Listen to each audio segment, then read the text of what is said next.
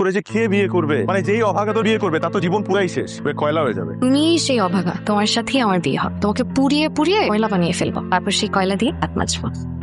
চুলগুলাকে তো একেবারে কাকের বাসা বানায় রাখছিস। আমি তো মা, সেই জন্য এত খেয়াল রাখতিস। যখন বউ আসবে, এটা কাকের বাসা না কোকিলের বাসা, ও খেয়ালই রাখবে না।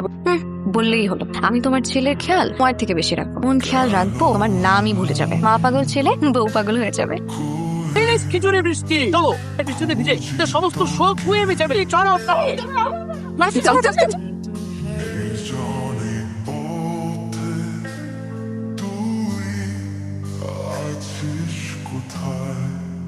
মাছের ডিম তো দুটো থাকার কথা, আর এটা ডিম কোন চোরে খেলো?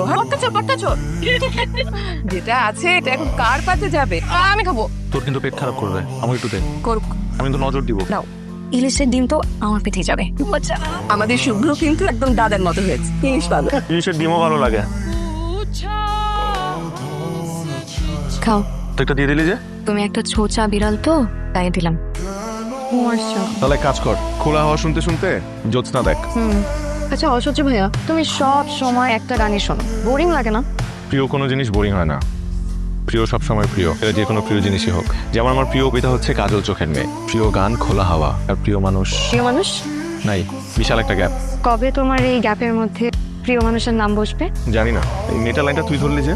একটা জিনিস খেয়াল করেছো অসহ্য ভাইয়া? কি? কবিতার শেষ দুইটা লাইন, তুই তাকালে থমকে থাকে আমার বুকের বাতাস।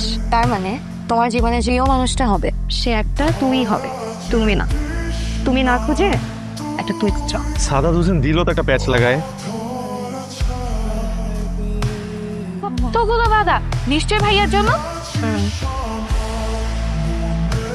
চাচি একটু মাকে বোঝাও না, আমি সপ্তাহে 5 দিন হলে থাকি, বাকি 2 দিন শুক্র শনি তো তোমাদের সাথেই কাটাই। মা প্রতিবার বিদায়ের বেলা এমন একটা আচরণ করে মনে হয় আমি বছরের পর বছরের জন্য যাচ্ছি।